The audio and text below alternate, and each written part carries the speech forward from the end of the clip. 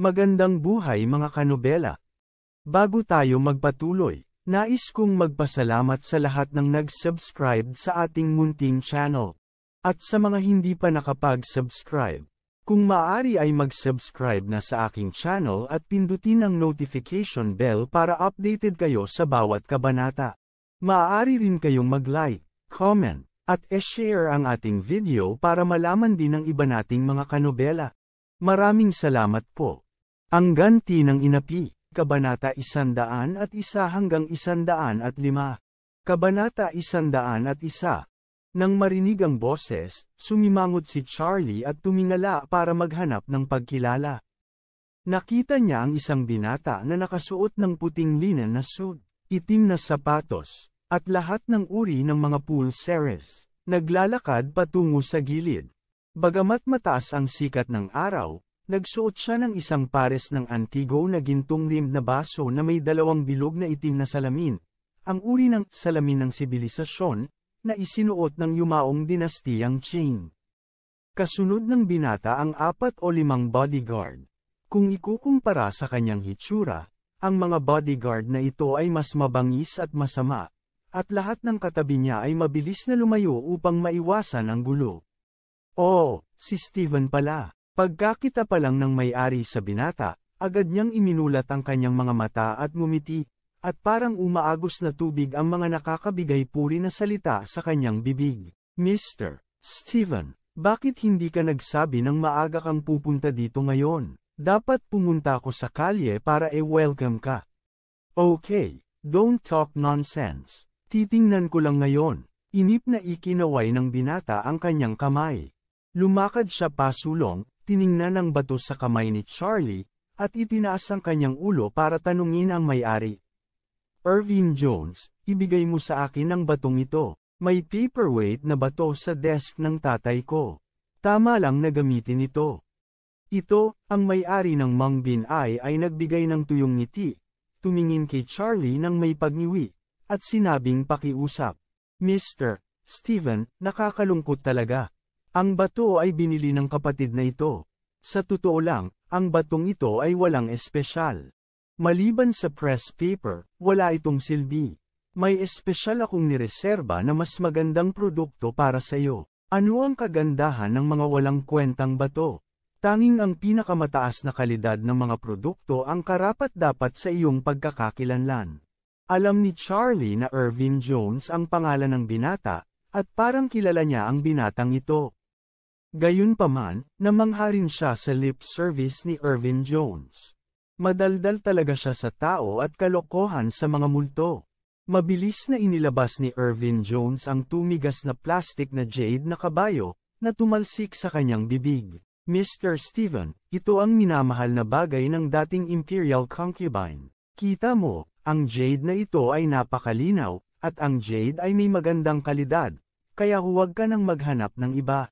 Para sa kapakanan ni Mr. Steven, ang presyo na binili mo sa tasa ng tangke ng manok ay kapareho ng kahapon. Makukuha mo ito sa halagang 9,000. Natahimik si Jacob nang marinig yon, ang parehong peking tasa ng tangke ng manok, nang ahas bumili ng 300 at sinamantala pa rin ito. Hindi niya inaasahan na gumastos talaga si Steven ng 9,000. Huwag kang magsalita ng walang kwenta. Si Mr. Steven ay naiinip na nakikinig, sinipa si Irvin Jones sa tagiliran, at mayabang na sinabi. Gusto ko lang itong bato, ibigay mo sa akin, bibigyan kita ng 20,000. Nang marinig ni Irvin Jones ang 20,000, biglang uminit ang kanyang puso, at ibinaling niya ang kanyang ulo at sinabi kay Charlie, Kuya, paano kung ibigay mo ito kay Steven? Sumimangot si Charlie at malamig na sinabi, ito ay binili ko, at ayaw kong ibente ito sa iba. Sino ang nagtanong sa iyo na ibente ito? Hindi ka nagbayad ng pera. Naiinip na sabi ni Mr. Steven, pagkatapos ay naglabas ng wallet mula sa kanyang mga braso, kumuha ng isang stack ng banknotes, at itinapon ito sa mukha ni Irvin Jones. Hindi na kailangang maghanap ng 20,000, kukunin ko na yan. Lumiwanag ang mga mata ni Irvin Jones, at mabilis niyang kinuha ang mga banknote sa kanyang kamay at ngumiti kay Charlie. Kuya, mayroon din akong inkstone paperweight mula kay Emperor Kongzi. Mas mabuting itago ito kaysa dito. Ngumiti si Charlie at sinabing, Irvin Jones, hindi mo kailangang sirain ang mga bagay na yon, di ba? Binili ko muna itong paperweight, at hindi ako interesadong ibigay ito sa iba. Nang makitang hindi bumitaw si Charlie, hindi ito napigilan ni Irvin Jones. Kung tutuusin, ayon sa alituntunin ng transaksyon ng Antigo, ito ay nabili na, at kung lalabag siya sa mga patakaran, hindi siya makakapagtrabaho sa antique market na ito sa sandaling kumalat ang balita. Kinailangan ni Irvin Jones na tumalikod, tumango, at sinabi kay Mr. Steven, itong paperweight ay talagang hindi magandang bagay, may mas maganda pa sa bahay ko. Bago niya matapos ang kanyang mga salita, sinipa ni Mr. Steven ang kanyang baywang at nagmura, naging matapang ka, marami akong binili sa'yo. Ngayon ay tinatalikuran mo na talaga ang iyong siko para tulungan ang basurang ito. Si Irvin Jones ay sinipa at napaupo sa lupa, nakahawak sa kanyang baywang habang napaiyak at nagreklamo. Mr. Steven, kung hindi niya ibigay sa'yo, hindi ko siya mapigilan. Gaya ng sinabi niya, mariin niyang kinindatan si Charlie, gusto niyang ilabas ang bato. Sa pamamagitan lamang ng pagtingin sa mga damit at asal ni Charlie, alam niya na wala siyang gaanong pera sa kanyang pamilya, at wala siyang kapangyarihan o impluwensya. Kabanata 102. Pero iba si Steven. Siya ang sikat na pangalawang henerasyon sa mundo ng literatura at entertainment, at hindi siya nakaramdam ng kakulangan sa pera mula nang siya ay isilang. Ayaw ni Irvin Jones na masaktan si Steven o lumabag sa mga patakaran, kaya kinindatan niya si Charlie. Matagal nang nakita ni Charlie ang pahiwatig ni Irvin Jones, ngunit hindi niya ito pinansin at mahinang sinabi, hindi. Wala talagang magawa si Irvin Jones, kaya napaupo na lang siya sa lupa at umungol, para hindi na siya saktan muli ni Mr. Steven. Tingnan mo ang basura mo. Nagmura si Mr. Steven na nakakross ang kilay at kinailangan niyang itaas ang ulo at sumulyap kay Charlie na may nakatagilid na mata. Sinabi niya na may hawak na pera, binili mo ito sa halagang 300. Magbabayad ako ng 30,000. Ibigay mo sa akin yan. Ang mga taong nanunood ay gumawa ng isang tunog ng paglanghap, at lahat sila ay tumingin kay Charlie. Ang kanilang mga mata ay puno ng selos. Ang presyo ng mga bagay na binili para sa 300 ay tumaas ng 100 beses bago natakpan ang init. Ito ay isang malinaw na kita. Bukod sa pebble na yon, makikita ng sinumang nakakaalam ng mga paninda na dinampot ito sa tabing ilog. Itong klaseng sirang bato, marami sa tabing ilog, nasaan ang Diyos ang paperweight? Medyo excited din si Jacob. Kung tutuusin, mahigit 2,000 ang kinita niya nang magpalit siya ng kamay. Hindi pa banggitin ng pagbawi sa nawala sa kanya kahapon, maaari pa siyang kumita ng kaunti. Itinaas ni Charlie ang kanyang ulo, ngumiti kay Mr. Steven, at sinabi, sabi ko ngayon lang, hindi ko ito ebebenta. Kahit magbayad ka ng 300,000, nasa akin pa rin ang huling salita. Ikaw, biglang naging pangit ang mukha ni Mr. Steven, at isang matalim na liwanag ang sumilay sa kanyang mga mata.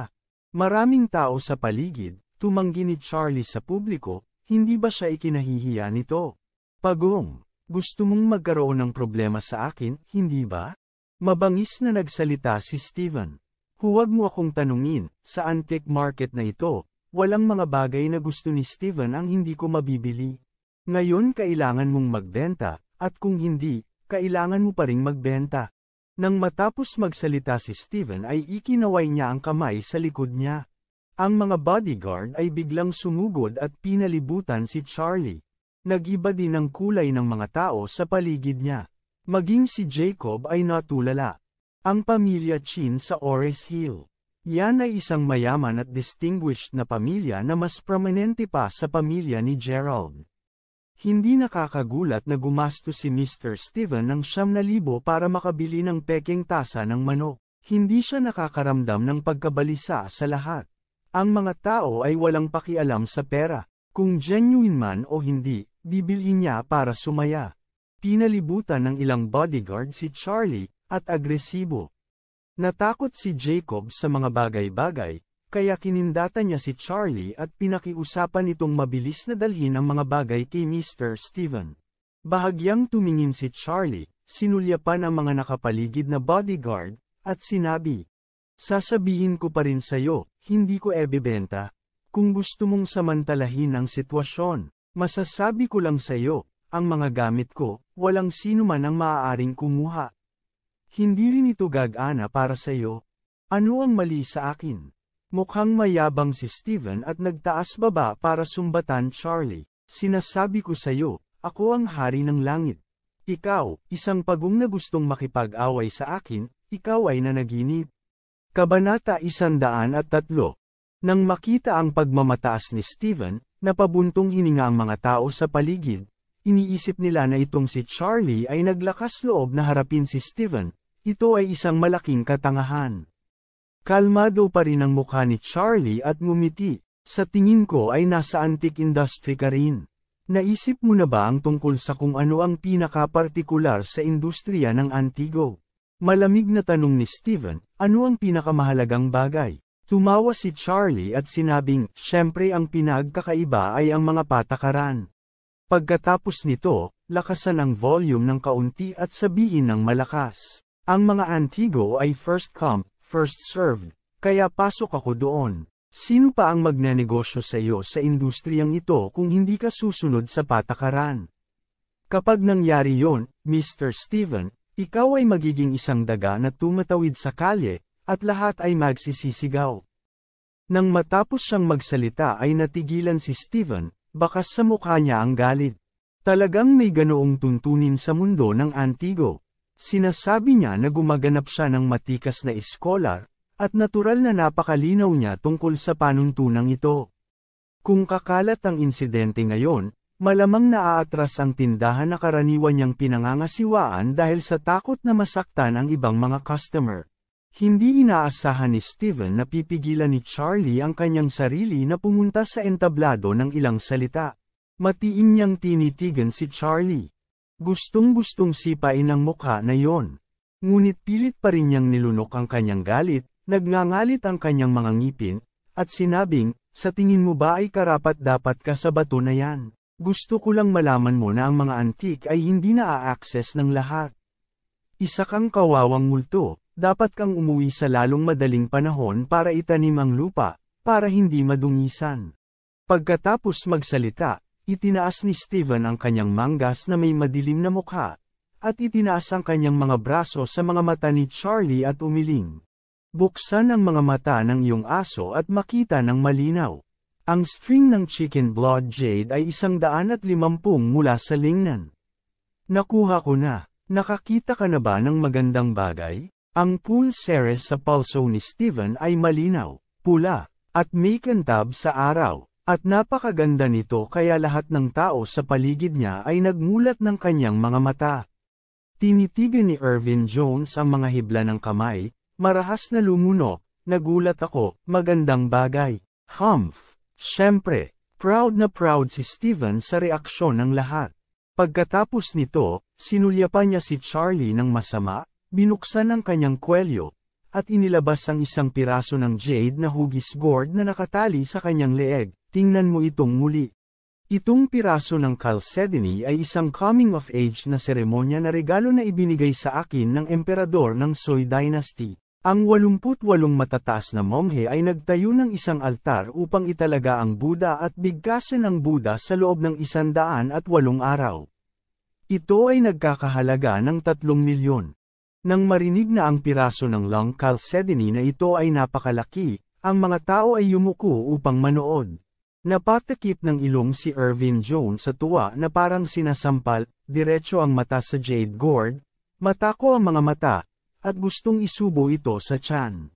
Hinawakan ni Steven ang jade gourd at nginitian si Charlie, "Mahina ang paglalaro ng relo, mayaman na naglalaro ng jade, mahirap kang tao, hindi mo kayang bumili ng disenteng damit, at gusto mong bumili ng mga antik." Nagtawanan ng malakas ang mga tao. Ang kanyang tono ay ironic, at ang mga tao sa paligid ay tumitingin kay Charlie paminsan-minsan. Sa katunayan, si Charlie ay hindi mukhang isang mayamang pamilya. Nakasuot siya ng pinakakaraniwang puting t-shirt, maong, at isang pares ng sneakers, tulad ng isang batang nagtatrabaho. Tulad ng para sa kasuotan ni Steven, tila karaniwan. Ngunit alam ng sinumang nakakaalam kung paano ito gawin na ang hanay ng mga damit na ito ay mahal at ganap na gawa sa kamay. At nagkakahalaga ito ng hindi bababa sa 6 na numero mula ulo hanggang paa. Tiningnan ni Charlie si Steven na may nakakalokong tingin at naramdaman niyang nakakatawa ang lalaking ito, pero sa totoo lang, hindi siya masamang tao, at pinakamahusay na siya ay isang hanggal na young master na short-sighted.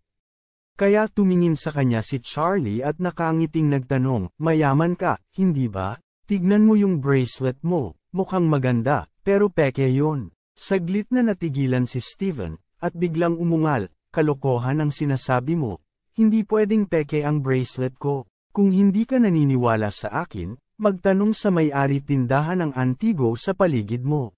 Nagkibit balikat si Charlie at may sinabi sa mga katagang. Kung may pera ka para maglaro ng mga antik, kailangan mo ring tingnan kung sino ang naglalaro ng mga antik. Kung ang isang bulag ay kailangang makapasok sa bilog ng antigo, hindi niya alam kung paano magpanggap na naiintindihan, sa mata ng iba.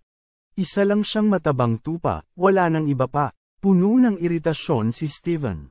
Nang marinig ang pangungutya ni Charlie sa kanyang kamangmangan, mahigpit niyang sinabi. Kung tunay ang aking pulse heiress, maaari kang lumuhad at aminin ito sa akin kaagad, paano pa? Kabanata 104. Sige, sumang-ayon si Charlie, na may lubos na nakaka-relax na saloobin. Sa pag-iisip ng artipisyal na bloodstone bilang jade ng dugo ng manok, masasabi ko lang na ikaw ay talagang isang talento. Pinagtawanan siya ni Steven, na mula ang mukha, mabangis niyang ibinaling ang ulo at sinabi sa mga taong nanunood sa buong eksena. Boss Jones at Boss Lee, sabihin niyong dalawa sa akin kung totoo ang bracelet na ito o hindi. Biglang napahiya ang 2 taong pinangalanan niya at nagkatinginan. Ang pagtatasa ng mga antigo, totoo man o mali, ay nakakasakit, at maaari itong makasakit sa mga kasamahan. Steven, pareho tayong may limitadong kaalaman, hindi talaga natin nakikita. Galit na sinabi ni Steven. Huwag mong isipin na hindi ko alam kung ano kayo. Binigyan mo ako ng magandang appraisal, totoo man o hindi, hindi mo ako guguluhin. Pero kung magpapakatanga ka, hahanap ako ng makakapagpahalaga nito pagkatapos. Hindi kita mapapatawad sa pagsisinungaling mo. Huwag kang magalit, Mr. Steven. Gulat na lumapit ang dalawa. Walang nang ahas na saktan si Mr. Steven kapag nagnenegosyo sa Antique Market. Sa makatuwid, ang 2 may-ari ng tindahan antigo ay kinailangang kumagit ng bala at tingnan ang jade string. Pagkalipas ng ilang minuto, ang isa sa may-ari ay nagbigay ng nakakapangilabot na tuyong ngiti. Steven, tama ang nakababatang kapatid na yon, ang iyong mga pulse heiress. Sabihin mo, malamig na ngumiti si Steven. Natakot ang may-ari at mabilis na sinabi, ang iyong pulse heiress ay talagang artificial bloodstone, hindi jade. Sa sandaling bumaba ang kanyang boses, naging berde ang mukha ni Steven, duguan, at mabilis na namula, na parang sinasampal sa publiko. Napalunok ang kanyang lalamunan na parang galit. Takot na takot ang 2 may-ari kaya't bumalik sila sa karamihan, hindi nang ahas na magpakita muli. Ngumiti si Charlie at sinabing, naniniwala ka na ba sa akin ngayon? Ang pagbili ng isang bungkos ng mga artipisyal na bato sa halagang 1.5 milyon, talagang mayaman si Mr. Steven. Sa pagkakataong ito, kinagat ni Steven ang kanyang mga ngipin at sinabing, hindi ba 1.5 milyon lang? Sa tingin mo ba babayaran ko ang pera? Kahit na peke ang aking mga pulse heiress. Ang aking jade gourd ay palaging totoo at ganap na tunay. Para sa jade gourd na ito, 100. Confident si Steven. Dahil nakahanap na siya ng dalubhasa upang tasahin ito, ang bagay na ito ay talagang isang magandang sinaunang jade, at ito ay nasa Soi Dynasty.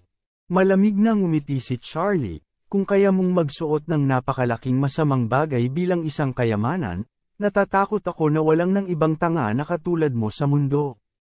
Ano bang pinagsasabi mo? Kalokohan lang.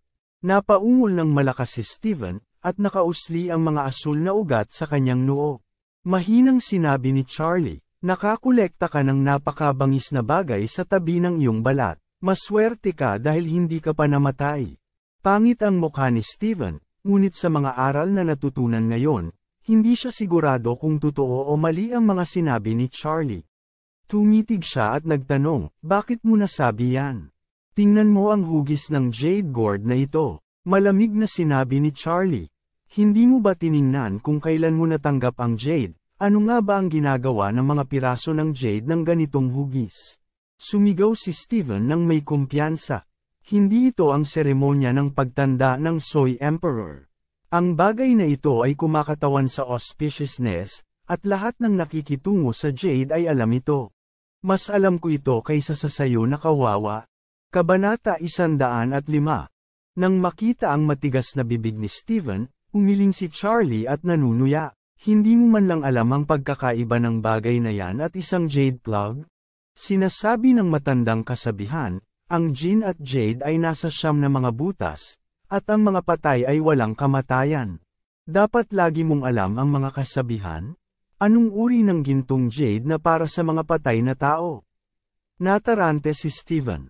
Ang mukha ni Charlie ay hindi mo matuturuan ng isang bata. At umiling siya at sinabing, hindi mo alam ito? Lagi mo bang naririnig ang tungkol kay Giacoyo? Anong 9 aperture jade? Lalong natarante si Steven na nakatingin kay Charlie nang walang laman. Bagamat mahilig si Steven sa mga antigo, wala siyang isip na mag-aral. Ibig sabihin, binibili niya ang sinasabi ng iba na maganda. At pagkatapos ay lumabas at magpanggap na tama. Tanga, ngumiti si Charlie. Ang siyam na aperture jade ay ang jade plug na ginagamit ng mga patay upang isaksak ang 9 apertures. Mayroong 7 butas sa tainga, ilong, bibig, at mata, kasama ang mga butas ng ari at mga butas ng dumi. Patay. Ibinuka ni Steven ang kanyang bibig, ang kanyang mga mata ay bilugan. Hindi makapaniwalang sinulyapan niya ang jade na nakasabit sa kanyang leeg, at biglang tumayo ang buhok sa kanyang likuran. Galing ba ito sa patay na tao? Mapanuksong sinabi ni Charlie, mukhang hindi mo talaga naiintindihan.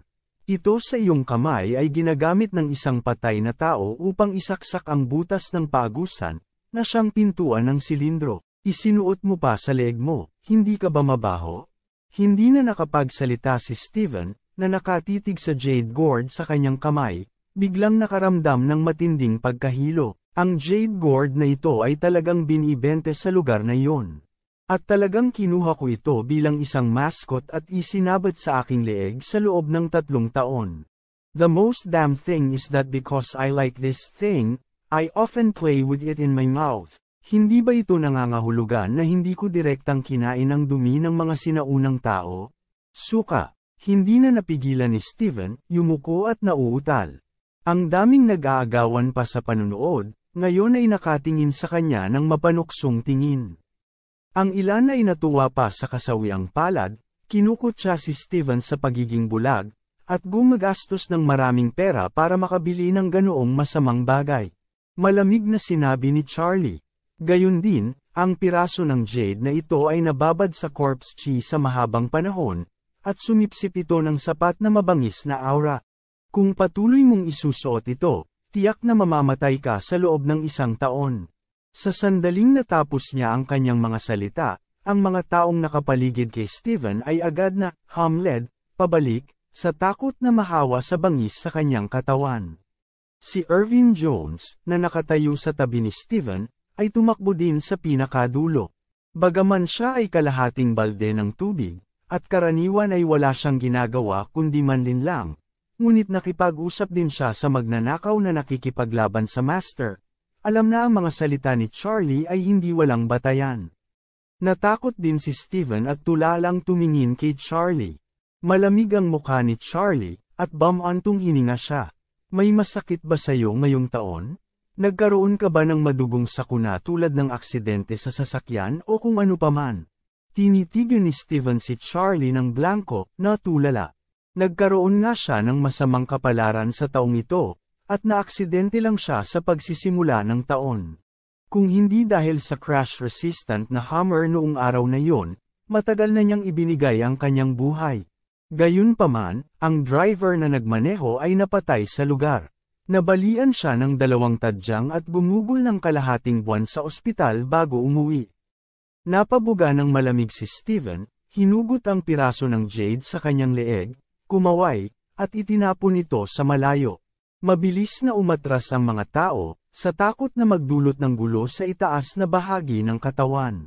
Nang makita ang pagkakonsensya ni Steven, napangiti si Charlie sa kanyang puso. Kung hindi niya pinaalalahanan siya ngayon, kung ipinagpatuloy ni Steven ang pagsusuot nito, tiyak na mamamatay siya ngayong taon. Sino ka? Kinagat ni Steven ang kanyang mga ngipin at panangdilatan si Charlie. Masyadong maraming alam ang taong ito, isa ba itong pinadala ng kalaban? Ako ay isang taong hindi mo kayang bayaran.